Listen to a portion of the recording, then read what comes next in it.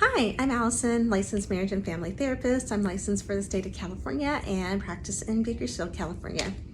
So, I also provide therapy for the deep feelers and overthinkers.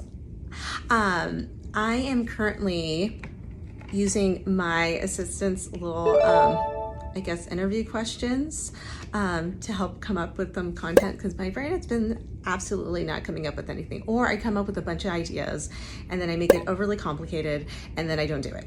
Or I do it and then I forget what I'm doing and then I ramble and then I'm I don't go back to it. So this is kind of like my way of, getting to let people know me.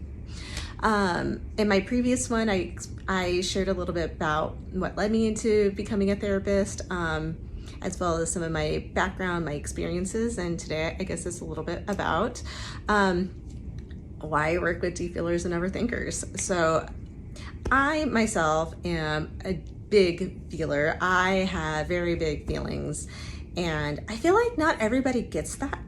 And so I definitely like working with people who also have really big feelings because it's not always a bad thing. I know one of our society's thing is oh, you're just too sensitive or you're overly emotional. And it's no, I just have very vibrant feelings, And sometimes the act of people invalidating them really that's the part that makes it more intense than it has to be versus no, I just care very deeply or I'm very deeply disappointed and whatnot, as if it's some kind of maturity thing, because our feelings are always valid regardless of the reasons. Our behaviors are not always valid, but our feelings are definitely always valid. And I'm a very analytical person about the things I'm going to be analytical with. I'm not all the time, but which is also something people don't always seem to understand. And so in therapy, when we're talking about something or processing something, if someone doesn't really understand on how to tap into that analytical side, it can be very much used as oh, well, you're just being defensive. Oh, you're just, you're not wanting to feel the thing. And sometimes it's really important to use that little analytical part of our brains to make things make sense. Now, that doesn't always mean it always works in our favor. It's a superpower, and it can also be our kryptonite as well.